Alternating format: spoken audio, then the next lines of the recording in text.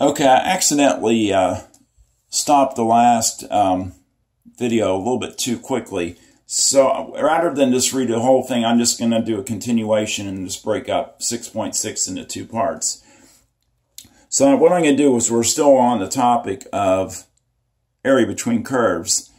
And I'm going to do a third example where we're going to find the area between y is x squared plus 1 and y is a half x plus 1. So, again, I recommend making a sketch, labeling the sketch, and then drawing maybe one rectangle to indicate, where are you finding your area and between what two curves are you finding the area. So again, make a sketch and label your intercepts and important points. So I'm going to find if there's any points of intersection.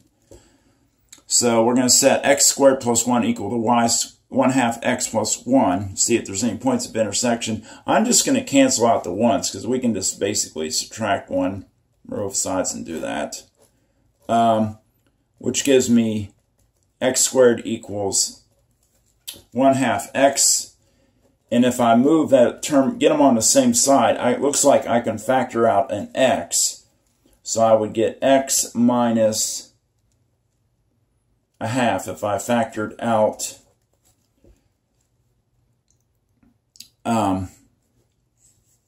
an x. And then it looks like my intercepts are going to be at x and 1/2 if we set those equal to 0. So making this sketch, let's see the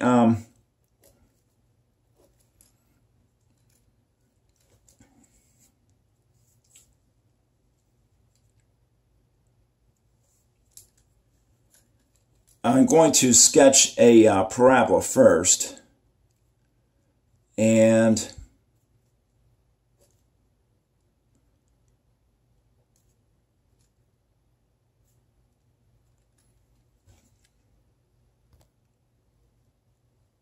okay, sorry about the pause. Looking at this equation, it's going to be a parabola opening up and passing through 0, 1. And then this is going to be a line passing through 1, which will have a slope. As you can see, that's clearly slope-intercept form. So your slope would be a half. So it would literally go over 2 and then up 1. So I'm going to draw the straight line first. I think that will be easier. So there is y equals 1/2 x plus 1. And then your parabola is going to actually intercept at a half. So this is a little... I should have made my drawing bigger. In fact, let me do that. Let's come down, and I'm going to kind of blow up that picture because from this one it's hard to tell what's going on.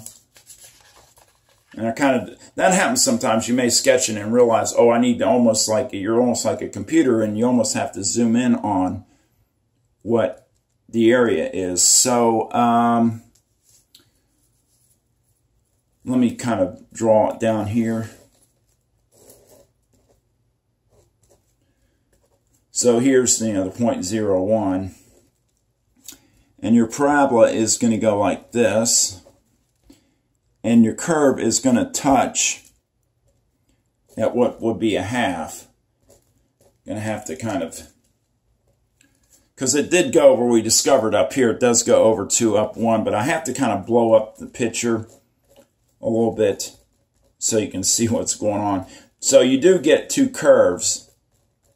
And it's just a little gap that, between the parabola and the straight line. So it's not very, a very large area.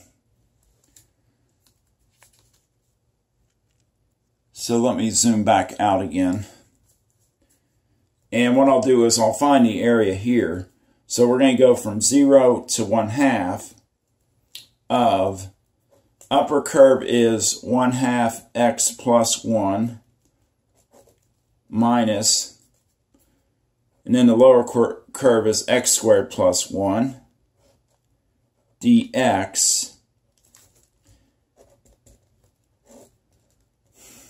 which when we break that down, you're going to get 1/2 x plus 1 minus x squared minus 1, so you can cancel 1 and negative 1. So you're ending up with 0 to 1/2 of 1/2 x minus x squared dx. I'm going to just have to get rid of this sheet because there's not much I can do. Let me slide this down like this, and we'll kind of go from here. Let's see. Okay.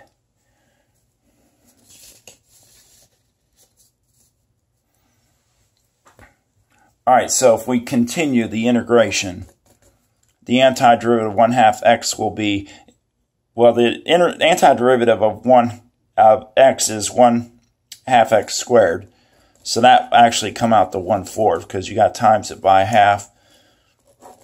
And then x squared's antiderivative is just 1/3 x cubed. I'm going to go 0 to 1/2. So we get 1/4 x squared minus 1/3 x cubed from 0 to 1/2.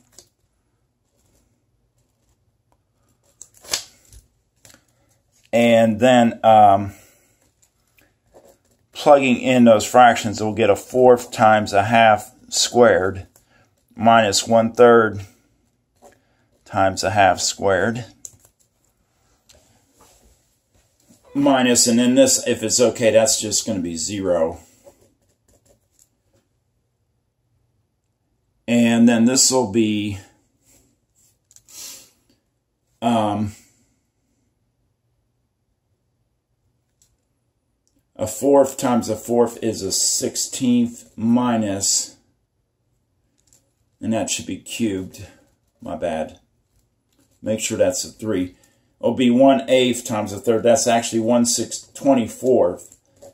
And then that's going to be, I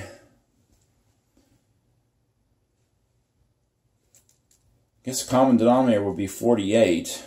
And it would be, yeah, it would be 3 over 48 minus 2 over 48. So you're going to get a really small answer. It's 1/48 is the final answer to that problem. And that's probably about all I have time to do on this one. But again, that gives you another example to look at. So this will finish out the videos for 271. Because 6.6 is the last section we cover. So thank you for your attention, and hopefully this video was helpful.